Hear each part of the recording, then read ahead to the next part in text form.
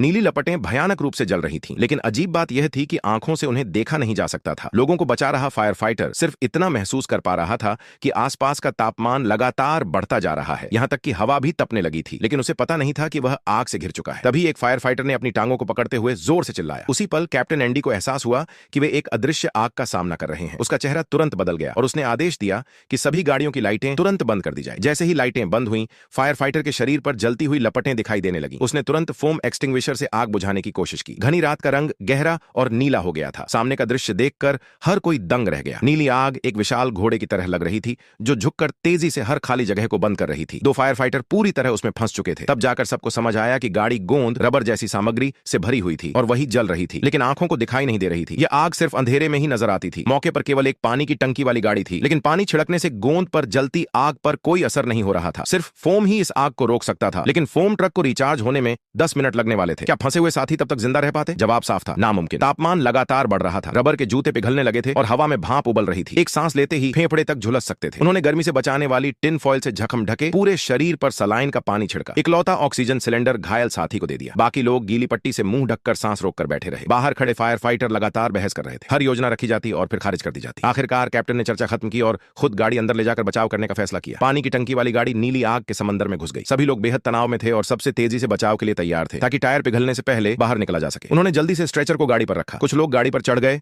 और उसे पीछे से बांध दिया। पानी की गाड़ी तेजी से बाहर निकल आई। जिंदगी और मौत का यह संकट टल गया। तो असल जिंदगी में क्या आपने कभी ऐसी अजीब रंग की आग देखी है?